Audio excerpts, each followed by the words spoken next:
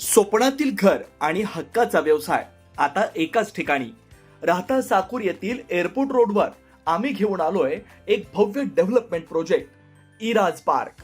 आमची वैशिष्ट्ये: collector NA plots, बंगलोसाठी हक्काची जागा, कमर्शियल कॉम्प्लेक्स, मुख्य रस्त्याला लागून दुमजली गाळे, प्रशस्त 2 BHK व 3 BHK रो हाऊस आणि 2 BHK फ्लॅट स्कीम. तयार दर्जेदार पायाभूत सुविधा, 9 व 12 मीटरचे सिमेंट कॉन्क्रीट रस्ते, अंडरग्राउंड ड्रेनेज आणि वॉटर सप्लाय व स्ट्रीट लाईटनी सुसज्ज.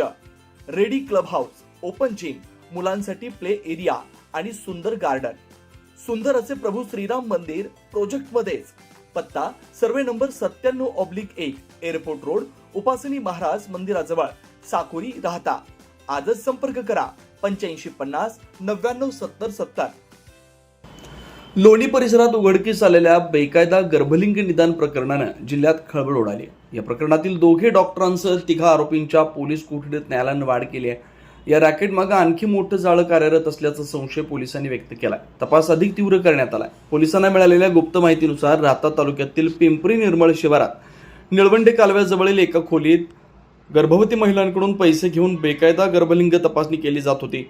या माहितीच्या आधारे अप्पर पोलीस अधीक्षक कार्यालय श्रीरामपूर, लोणी पोलीस स्टेशन आणि आरोग्य विभागाच्या संयुक्त पथकानं सापळा रचून संबंधित ठिकाणी छापा टाकला.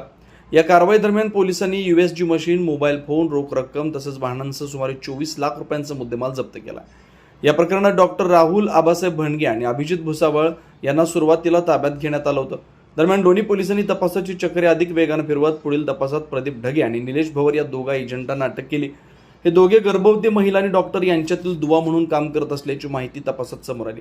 आरोपी महिलांना संपर्क करून तपासणीसाठी आणत असल्याचा संशय व्यक्त केला जातोय. अटकेतील आरोपींची कसून चौकशी केल्यानंतर श्रीरामपूर येथील डॉक्टर रवींद्र कुटे यांचा देखील या रॅकेटमध्ये सहभाग असल्याचं निष्पन्न झालंय.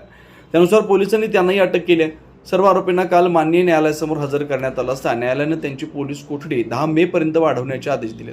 या प्रकरणात आणखी काही डॉक्टर, एजंट आणि मध्यस्थांचा सहभाग असण्याची शक्यता पोलिसांनी वर्तवली आहे. बेकायदा गर्भलिंग निदानाच्या माध्यमातून मोठे आर्थिक व्यवहार होत असल्याचा संशय असून या रॅकेटची व्याप्ती इतर तालुक्यांपर्यंत असण्याची शक्यता नाकारता येत नाही. या संपूर्ण प्रकरणाचा पुढील तपास लोणी पोलीस स्टेशनचे सहाय्यक पोलीस निरीक्षक युवराज आठरे यांच्या मार्गदर्शनाखाली सुरू आहे.